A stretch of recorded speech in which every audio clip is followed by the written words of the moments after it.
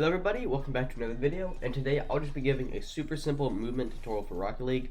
This is just made to go and let you go and move around the field a bit faster, and hopefully be able to keep up with some players slightly above your rank, just because you're able to go faster without boosting them.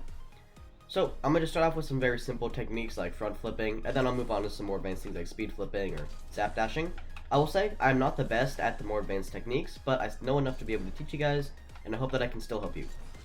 So starting off with flipping, you guys, I'm not going into detail on this one. You can tilt your stick in a direction and double tap jump to flip, just like this, flippy flip. Next up is wave dashing. Wave dashing is super simple. It's similar to a flip cancel. If you don't know what that is, it's where you like flip and then tilt your stick the opposite direction to kind of pause the flip.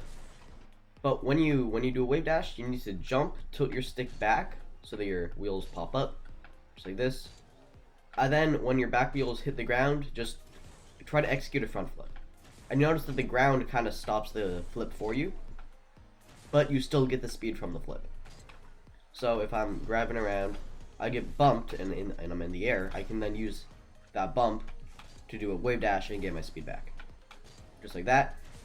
Now it's a lot harder to do it on the wall, in my opinion, without practice, but you can also do these on the wall, just like that.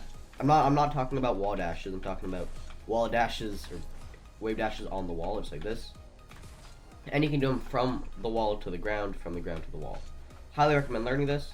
The only things you have to do different are you have to go an air roll, just like that, or just as if you're going to land on the wall. If you're finding this extremely hard to do, I would probably practice in steps with the jumping and turning part, and then jumping, turning, then jumping, turning, tilting back, and then finally jumping, turning, tilting back, and wave dashing, just like that. You can also start a bit higher up on the wall so that you have more time for the wave dash, although if you wait too long, you won't actually have your flip. Now, in order to do it from ground to wall, it's just the exact same thing. I find it a bit harder myself. I'm not fully consistent, but you just jump, air roll, just like that. Now onto wall dashing. So I think I've made a tutorial on this channel already, but I'll just go and cover it again in this video. In order to do a wall dash, I'll do a few, for example. All you have to go and do is tilt your stick up the wall, and then you have to go and just double tap jump real fast until your stick back down. Okay, so let's say the wall is on your left like this. You want to tilt your stick up the wall and just double tap jump while you're holding up your stick. So just like this, up, double tap jump. And then after you've done the wall dash, you're going to want to tilt your stick back down. Reason for this is since you're holding your stick up, you're going to end up kind of going to the roof like this. Oh no, I've hit the roof, and then you cannot gain more speed and you're free falling. If the wall's on your right, just tilt your stick to your right to go up the wall. It goes up, double tap jump, go down, up, jump, down. Do this a bit more. Just like that.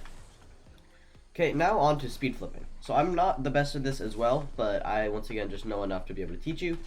To do a speed flip, you essentially need to start off with a diagonal flip that looks kind of like this. It's like a half forwards, half diagonal.